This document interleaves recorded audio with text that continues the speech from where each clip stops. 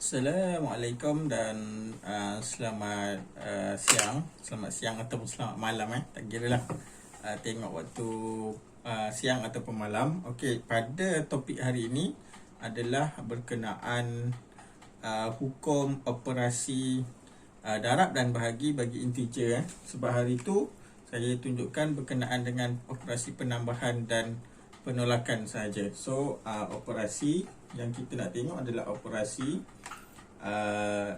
darab, multiply and bahagi, divide, bahagi bagi integer.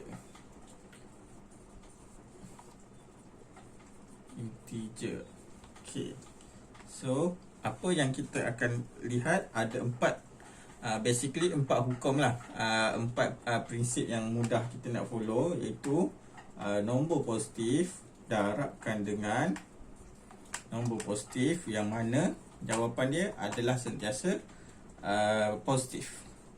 Macam biasalah sebenarnya, macam nombor biasalah, sebab nombor positif ni nombor biasalah. Okey, yang kedua adalah nombor negatif. Kalau dua nombor negatif didarab ataupun dibahagikan, saya tertinggal. So mana-mana operasi ni, maksudnya positif darab positif, dapat positif, positif bahagi positif pun dapat jawapan dia positif. Sama juga kalau nombor negatif darab dengan negatif akan dapat jawapan dia positif. Jawapan dia akan jadi positif, dia akan berlawan. Kalau negatif, untuk kes dua-dua sigma yang samalah. So negatif bahagi dengan negatif pun jawapan dia tetap positif. So darab ke bahagi ke, kalau dia simbol yang sama, automatik dia akan dapat jawapan negatif. Cuma yang berbeza, yang akan dapat jawapan negatif adalah apabila dua integer yang berlainan tanda. Maksudnya negatif bahagi positif, ataupun positif bagi negatif, ataupun positif darab dengan negatif, ataupun negatif darab dengan positif, jawapan dia mestilah sentiasa negatif. Okey, so kita tengok contoh. Saya bagi 3 contoh. Positif 3, ataupun kalau tak ada positif pun kita buat macam ni je, 3 darab 6. Ini positif dengan positif. So jawapan dia, ni contoh 1,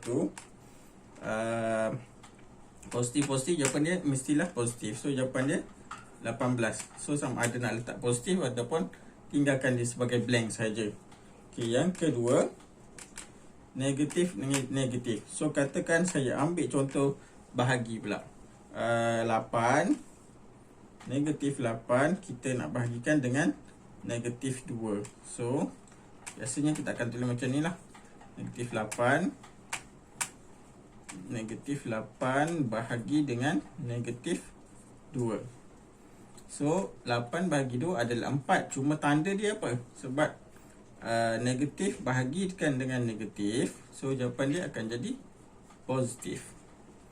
Okey, yang ketiga adalah untuk operasi berbeza tanda. Okey, so katakan 3 darab negatif 2. So 3 darab negatif 2, 3 kali 2 adalah 6. Positif darab dengan negatif, so jawapan dia sentiasa negatif. So jawapan dia negatif 6.